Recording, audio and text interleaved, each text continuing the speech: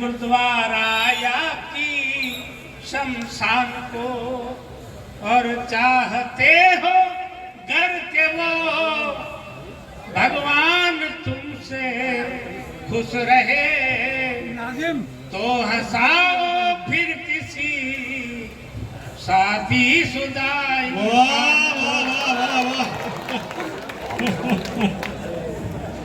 ये सबसे मुश्किल काम है, शादी शुदा इंसान को हंसाना।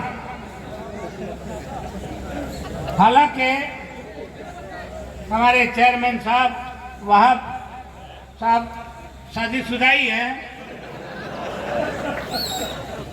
और मैं उनकी हिम्मत को दाद देता हूँ कि फिर भी हंस रहे हैं।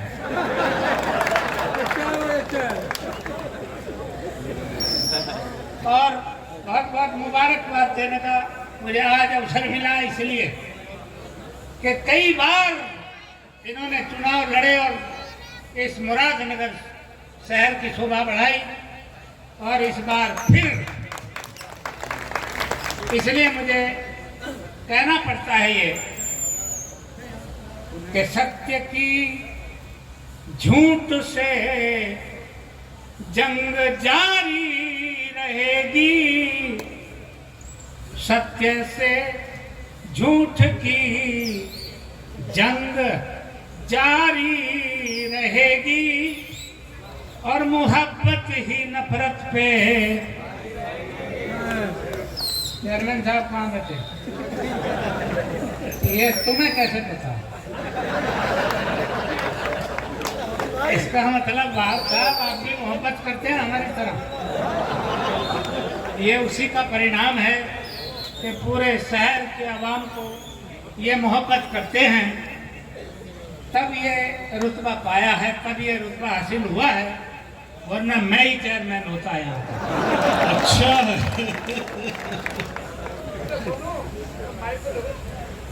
लेकिन बलवीर जी तो महिला सीट थी, आप कैसे होते? तो वाहब साहब कोई महिला है? अगर महिला सीट थी, यही कंडीशन है, तो वो कौन सा महिला है? ये उनकी धर्मपत्नी है। नहीं, धर्मपत्नी तो मेरे भी है। धर्मपत्नी होने से क्या मतलब है? चलो फिर हम बधाई देते हैं। और ये आज की हमारी महफिल के शोहर हैं। अब आप समझ लें बात कि अगर कोई शोहर भरी जवानी में अपनी बीवी को छोड़ के चला जाए तो कैसा होगा मंजर आप देखिए। इससे आप समझ लो कि हमारे चेयरमैन साहब इस सभा को छोड़कर बीच में जाएंगे ही नहीं।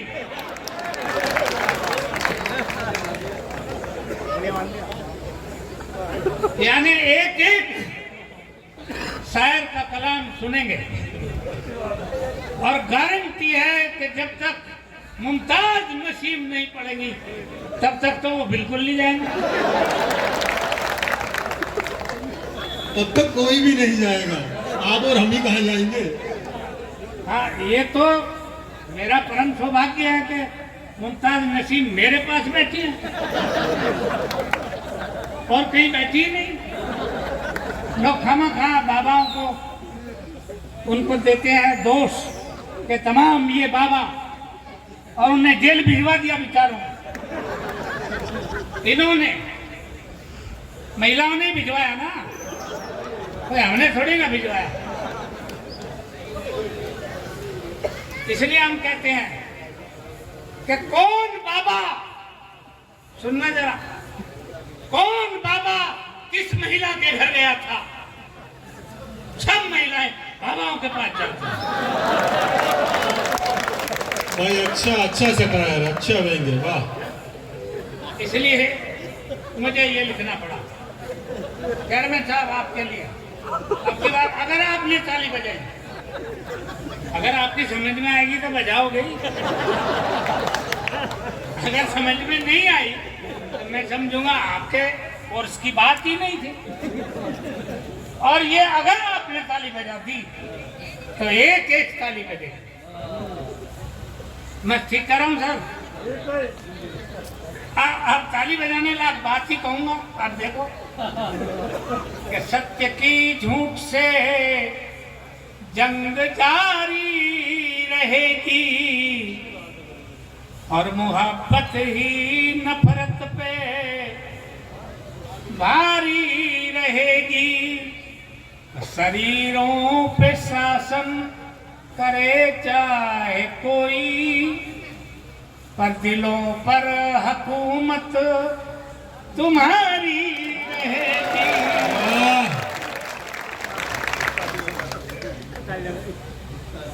ताली ठीक कहा मैंने?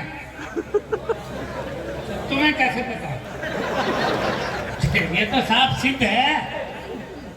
चुनाव तो बहुत लोग लड़ते हैं, क्या हर बार कामयाब हो पाते हैं? जो बार बार कामयाब हो रहे हैं, कुछ तो बात है साहब, कुछ तो बात है। आखिर कौन सी चक्की का पिसा आटा खा? नहीं, आप नहीं, सॉरी। आइए थोड़ा देर हंसिए और दिल खोल कर, नहीं पूरा मुंह खोल के हंसिए और तालियां बजाइए। इसलिए बजाइए, तालियां बजाने से शायर और कवि पर कोई फर्क नहीं पड़ता है। अपने अच्छे स्वास्थ्य के लिए तालियां बजाइए। क्यों? टीवी कितना भी बड़ा हो, चाहे वो एलसीडी एलईडी, आजकल तो फुल वाल के आने लगे हैं, पर रिमोट छोटा होता जा रहा है। रिमोट छोटा सा होता है। हमारी बॉडी चाहे वो मिश्रा जी की तरह हो, चाहे वो लीली भाई की तरह हो, पर हमारा रिमोट हम सब के हाथों में होता है। जब तालियां बजती है या एक्यूप्रेशर होता है, हमारी बॉडी के पार्ट एक्टिव हो जाते हैं। आइए अपने स्वास्थ्य को अच्छा करने के लिए तालियां बजाइए।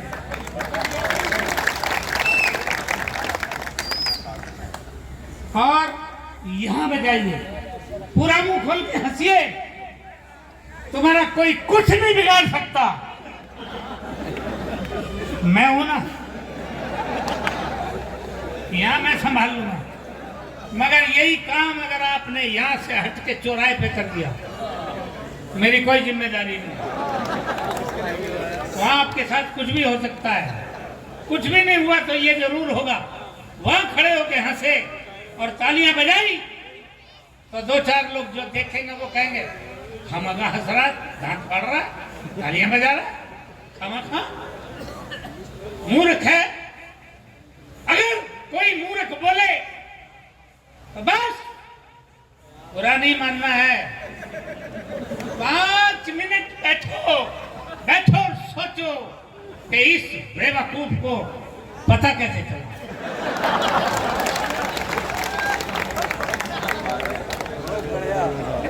ठीक है सर?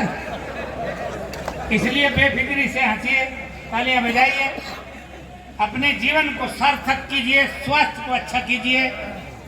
इसलिए फिर कहता हूं यूं कि जिंदगी, अगर कोई गलती हो जाए, आपने सुना होगा आदमी तो गलतियों का पुतला होता है। इसका मतलब है गलतियां स्वाभाविक है।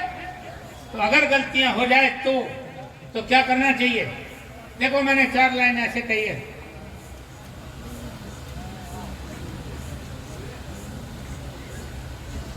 कौन भूल गया? कौन कह रहा था भैया? मैंने लिखी है। अगर मैं ही भूल गया तो तुम क्या याद रखोगे? बोलो। जिंदगी, अब सुनो तुम। जिंदगी एक भूल का परिणाम है। बोला है कि नहीं? हम यहाँ खड़े हैं किसी की भूल के कारण खड़े। आप यहाँ बैठे हैं किसी की भूल के कारण बैठे। कोई माई का लाल बताए कि किसी ने जान पूछ के हमें पैदा किया होता। सारा जहान, सारी खलकत भूल का परिणाम है।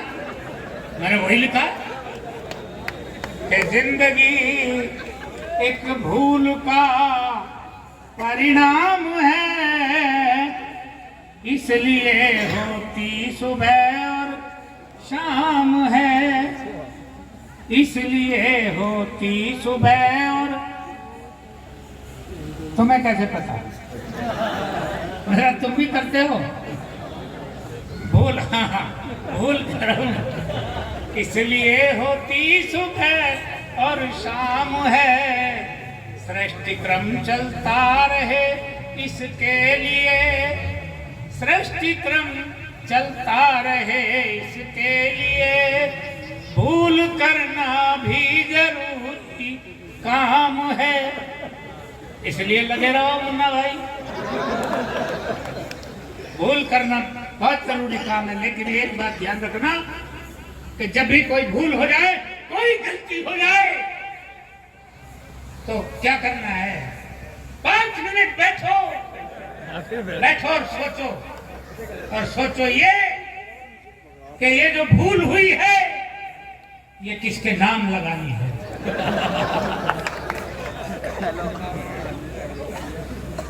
मैं बता देता हूं आपको, आपकी नरक पालिका, नहीं सॉरी, नहीं चेयरमैन साहब सॉरी, वो हमारे मोदी नगर में है नरक पालिका। अगर किसी कर्मचारी अधिकारी से कोई भूल हो जाए तो 5 मिनट सोचो कि ये गलती किसके नाम लगानी है। मैं बताता हूं आपको, वाह साहब के नाम लगा दो, इनका कोई कुछ नहीं बिगाड़ सकता। समरथ के नाम लगाओ, समरथ को नहीं दोष घुसाई। इसलिए कहता हूं, भूल हो जाए कोई घबराने की जरूरत नहीं, और ऐसा नहीं करना। मेरे पड़ोसन, उसको कोई टेंशन दे गया और उसने क्या किया, पंखे में साड़ी लपेटी और गले में फंदा लगाया, स्टूल पे खड़ी हो गई, स्टूल में हमारी लात लटक गई, जो पंखड़ियां यूं थी यूं हो गई, साड़ी स्लिप कर गई, उसके पैर टिक गए, काम नहीं बना। फिर मुझे फोन किया, ऐसी समस्या जब आती है हमें ही फोन करते लोग। पीछे गया मैं कविता सुनाने, और वहां एक आदमी मुझे कह रहा था, देखो ऐसे पूछ रहा था जैसे हम ही हो, हर समस्या का समाधान हम ही हो। हमसे पूछ रहा था, क्या क्या सवाल पूछा था तुम? उसने कहा था, खिचड़ी भाई, मोहब्बत शादी के पहले करनी चाहिए या बाद में? बताओ, हमसे पूछ रहा। मैंने बताया शादी से पहले करो या बाद, बस घरवाली को पता नहीं चलना चाहिए। अच्छा, वो आप जी मैंने ठीक कहा? अब नहीं बताइए। इन्हें कुछ नहीं पता, ये इनके कोर्स की बात नहीं है। इसलिए हमसे सवाल किया था एक आदमी ने, बहुत प्रिय सवाल किया। उसने कहा था, महाभारत में पांडु पुत्र 5 थे, 5 पांडव, कौरवे 100, और पांडु आंख वाला था और उसी का भाई धृतराष्ट्र अंधा था। उसके 100 कारण बताओ, लगाओ दिमाग। हमने बताया कि आंख वाले लोगों को और भी बहुत से काम करने पड़ते हैं। ठीक बताया? यह है दिमाग का काम। इसलिए हम जो कुछ लिखते हैं दिमाग से लिखते हैं। 4 लाइन हमने ऐसे लिखी है कि न नित्यानंद, अब लगाओ दिमाग, न नित्यानंद, भीमानंद, आसाराम आएंगे। क्यों? उम्र कैद हुई है, मैं कौन सा अपने घर से कह रहा हूँ, मैंने थोड़ी भेजा हूँ। मैं तो वही कह रहा हूँ जो आप टीवी पे सुनते हैं, अखबार में पढ़ते हैं, तो वही लिखा है ना। न नित्यानंद भीमानंद आशा राम आएंगे, अब ना जगत गुरु ही वापस अपने धाम आएंगे। जगत गुरु रामपाल, वो भी देशद्रोह में उम्र कैद के लिए गए। तो अब ना जगत गुरु ही वापस अपने धाम आएंगे, खुदा के जेल से बाहर न अब पैगाम आएंगे। Messenger of God Ram Rahim, खुदा के जेल से बाहर न अब पैगाम आएंगे। और आखिरी लाइन अगर समझ में आ जाए तो थाली बजाना सर। आखिरी लाइन इसी के लिए लिखा गया है। हाँ बिल्कुल, आखिरी लाइन सुनिए, मैंने लिखा है कि अब अपनी औरतों के, अब अपने आदमी ही औरतों के काम आएंगे। अब तक तो वही आते रहे। अब अपने आदमी ही औरतों के काम आएंगे। मेरा समय तो नहीं आ गया? नहीं, मतलब नहीं, करेक्शन करेंगे, हो गया है। लिली भाई की तरफ देख लिया तो करो बस बीच बीच में। अच्छा ठीक है, तो बैठ ही जाऊँ फिर? नहीं, भगाए जाने से पहले भाग जाना अच्छा।